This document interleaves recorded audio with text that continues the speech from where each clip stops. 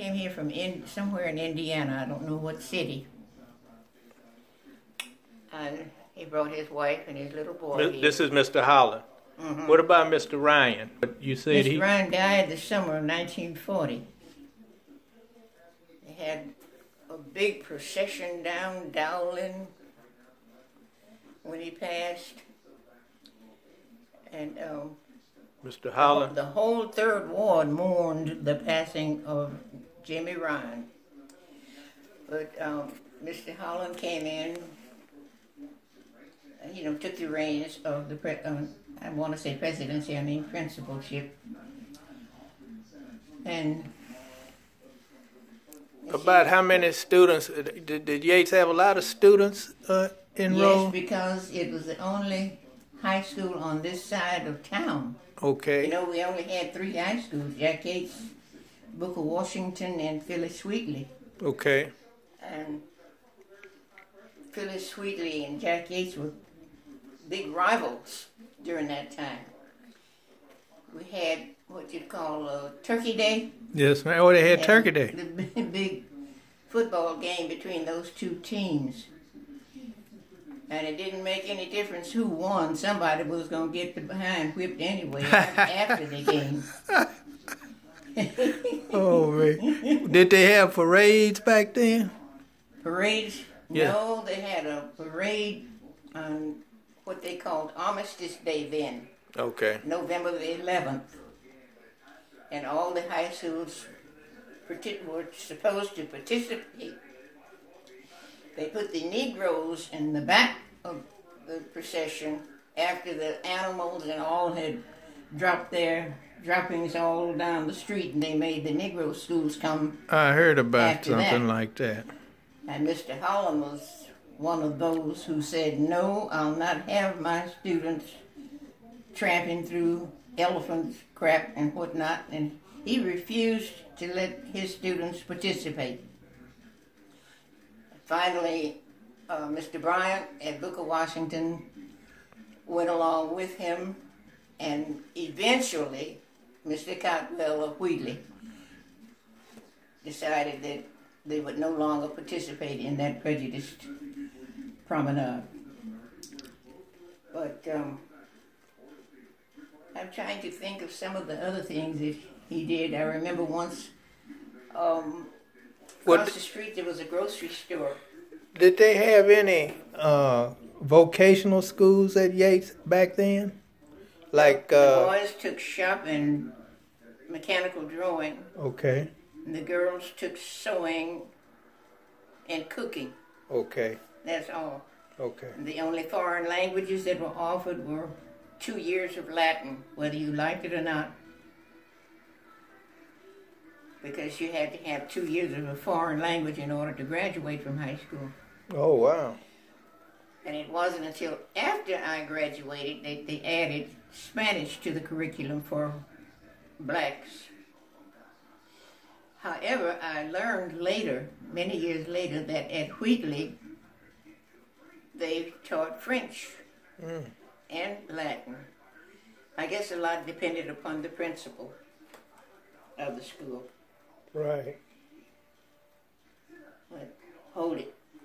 What else you want to know about Mr. Holland? I think you covered everything that you could remember off the top of your head, so we can jump back to Tuskegee. I think I remember you told me you were the senior queen or something. Miss Tuskegee. Yeah, what year, Miss Tuskegee? 46. 1946. Wow. I think you showed me a picture of yourself when you were back in those days, so you're still beautiful. Hold it. That's funny. I want to show you something since you mentioned that. Let me see if I can stop. And here's a picture of you in your yearbook. What year is this yearbook? 1946. 1946. Bless your heart. Now I want to ask you something about Cashmere Gardens. I want to look at that annual too. You gave me your Yates annual, okay. But I'd like to look at that too one day. I'll look at that here because it looks like it's kind of... But I want to ask you something. You were one of the first families to move here in Canfield Oaks.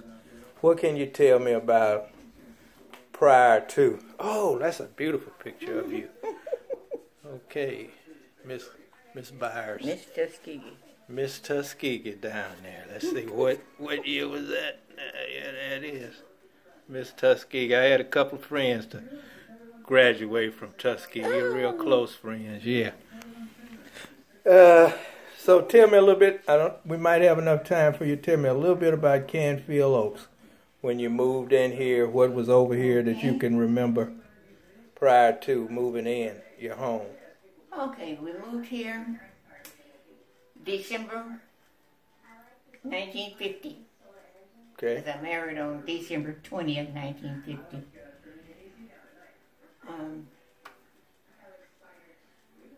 Let's see. How many houses were down here? Maybe 7? Well, 7. How many houses were? Oh, there was only 2 vacant lots on this street. Oh, okay. I knew that. All right. Dr. Ford's daughter's 2 lots next to... That's where I was trying to remember. Had the vacant lot we played in. That was Dr. Ford's vacant lots. Mm-hmm. Okay. What is that between? The Kempers and the Bakers. And the Bakers. Mm-hmm. Those were the only 2 vacant lots on this street. There were houses on all. Dr. Byers, when I first moved in here, Dr. Byers' lot was vacant. Oh, really? Yeah. They built out of the first or second year after we moved in here. Okay. Wait a minute, let me go back now. Amy's house was not built. Right. No, I remember we played in her house, the Olivers. Smitty's house was not built. Right. We played in that house. We played in Miss Simmons' house, the Mitchell's house. No, Simmons' house was there. Yeah, but we played in it. Yeah, Smitty's house was not there. They built after we moved in. Okay. So that's 1, 2, 3, 4, 5, right? Oh. Now tell me this: did y'all have any problem? You know, the Jews and the white people lived from Blodgett on back to McGregor. Did you have any problem with that when you first moved in the neighborhood? No. Good. But we did have a restriction in this neighborhood that there would be no renting, only homeowners. Okay. And Mr. Troy was the one who represented us, who went downtown to City Hall or whatever it was, and after he got everybody to sign the petition, and they granted us this privilege. Right. I got a hold of the deed restrictions for this neighborhood, for Canfield Oaks, and they're still good, is what the city is telling me. And so what you're telling me should be in there, but some of it is no longer good because they were the deed restrictions even said that no white people were supposed to live in the neighborhood. I didn't know anything about that. Yeah, well, that's in the deed restrictions, and but that's not any longer any good since integration. But I'm going to look up that rental part because we do have some renters in the neighborhood now. Oh yes, it's overrun with them. Right. So, at Yates, did they have a band and this kind of thing when you were at Yates? Yeah, my brother played the sousaphone. Oh, okay. I used to see him come over and visit. Mr. Jones was the band director. Uh-huh. And I remember they had an orchestra. Mr. Jones tried to get me to play the piano with the orchestra. But my daddy nixed that in a hurry. No, because Mr. Jones was a chippy chaser. Okay, now for the sake and he wasn't in to put me. For the sake of time, tell me a little bit about how you got started teaching, and I think you were a truant officer for a couple of years here in Houston. 6 years. I remember we used to say, "Oh, Miss Gwen is a truant officer. We don't want to do anything wrong." We were called attendance teachers at that time. Okay. But I'm a physical education major. I have a bachelor's and master's in physical education. And what school did you teach at here in Yates? I started out at Booker Washington, and that's why you thought perhaps that I went to school there. Right. Okay. You were there over there with Miss Collins, I think. Yes. Mary Collins. and I had charge of the girls' drill team. Oh, okay. And I was there 4 years, and from there I went to E.O. Smith, where I stayed 8 years. Did you know Mr. Smith, the school that was named after Mr. Smith, E.O. No, Smith? He was dead when I... Oh, okay. I knew one of his sons, Ernest. Oh, okay. He was a fraternity brother of my husband. Oh, okay. But I didn't know Mr. Smith since I didn't go to Wheatley. Okay.